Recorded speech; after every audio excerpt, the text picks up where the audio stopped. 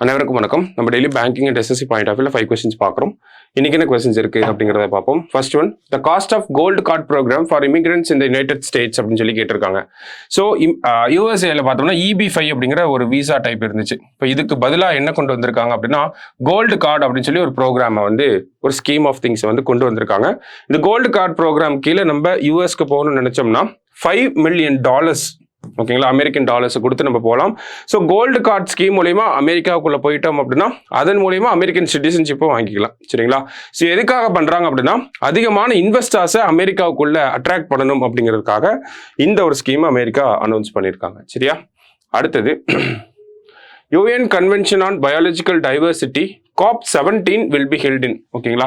So biological டைவர்சிட்டிக்கான COP16 அப்படிங்கிறது நமக்கு கொலம்பியால காலி அப்படிங்கிற சிட்டியில நடந்துச்சு. ஓகேங்களா? இப்போ COP17 எங்க நடக்க போகுது அப்படின்னா அர்மேனியா அப்படிங்கிற நாட்டோட கேபிட்டல், அர்மேனியா நாட்டோட கேபிட்டல் ஏரிவான் அப்படிங்கிற இந்த சிட்டியில தான் நடக்க போகுது. சரிங்களா? ஸோ ஏரிவான் COP17 அப்படிங்கிறது நடக்க போகுது. சரியா?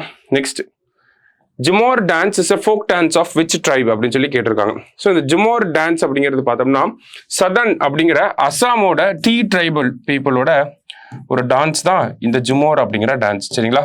ஸோ அசாமோட பாப்புலேஷன்ல கிட்டத்தட்ட 17% இந்த பாப்புலேஷன் இந்த அசாம் டி ட்ரைப் தான் இருக்காங்க.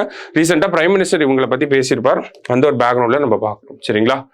அடுத்தது, who is the author of the book titled Akashvani a century of stories from all India radio அப்படின்னு சொல்லி கேட்டிருக்காங்க. ஸோ யார் ஆத்தர் அப்படின்னு பார்த்தோம்னா விக்ரந்த் பாண்டே அண்ட் நீலேஷ் குல்கர்னி அப்படிங்கிற இவங்க 2 பேர் தான். சரிங்களா?